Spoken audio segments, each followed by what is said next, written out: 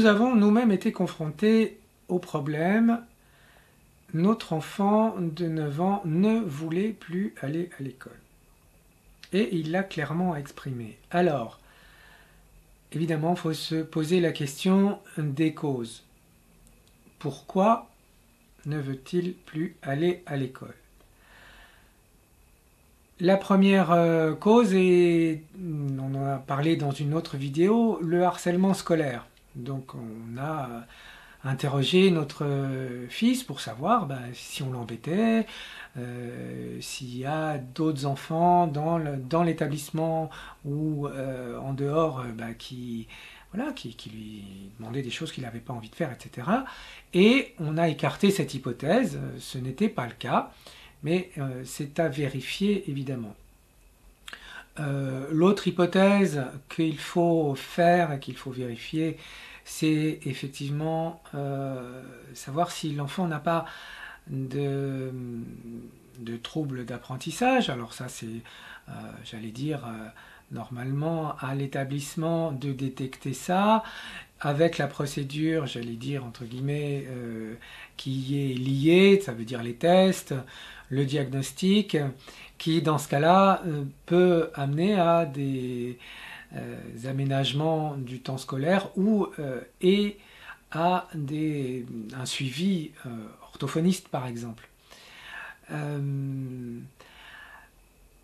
En dehors de ces cas-là, si l'enfant, comme le nôtre, continue à manifester son refus d'aller à l'école, au point de s'en rendre malade, parce que voilà, il voulait plus, il était réellement fiévreux, réellement nauséeux, et puis quand c'était pas le cas, il attendait le dernier moment pour partir à l'école, et puis voilà, il est même arrivé qu'il revienne parce que la porte était fermée. Alors, en tout cas, il ne voulait plus y aller, c'était clair. Alors, premier stade, c'est aussi de lui expliquer, enfin deuxième stade, c'est quand même de lui expliquer que bon, on ne peut pas faire ce qu'on veut, que c'est quand même important d'aller à l'école, que l'instruction est obligatoire, et que voilà, il y a des choses des fois qu'on n'a pas toujours envie de faire, mais qu'il faut quand même faire. Et évidemment, ça n'a pas suffi, et donc on a continué encore un peu notre enquête pendant quelques semaines, puisque ça a quand même pris du temps avant qu'on prenne la décision.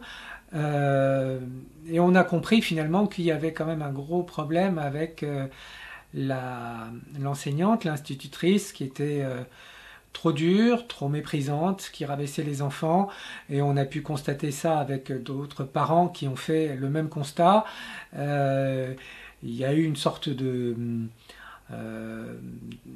consensus des parents pour dire qu'il y avait un problème avec la maîtresse.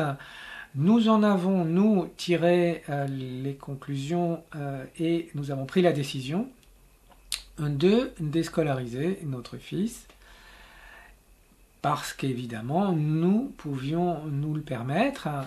Et ce qui n'est pas le cas, évidemment, ce qui n'est pas le cas de tout le monde. Il y a aussi d'autres solutions. Une fois que le dialogue avec l'équipe encadrante et la directrice a eu lieu, que les choses là non plus ne se sont pas améliorées, oui, il est possible évidemment de changer d'école, ce qui n'est pas évident en tout cas pour ce motif-là. Il est également possible de trouver des écoles alternatives. On a vu que c'était quand même aussi assez rare et assez difficile. La déscolarisation restant en tout cas pour nous la solution la plus adéquate et la plus adaptée. Et donc, oui, nous sommes très contents d'avoir fait ce choix-là. J'espère que cette vidéo vous a donné une petite piste de réponse. Merci donc de nous avoir suivis. N'hésitez pas à vous abonner à notre chaîne YouTube et à venir visiter notre blog apprendreparlejeu.com. Merci et à bientôt.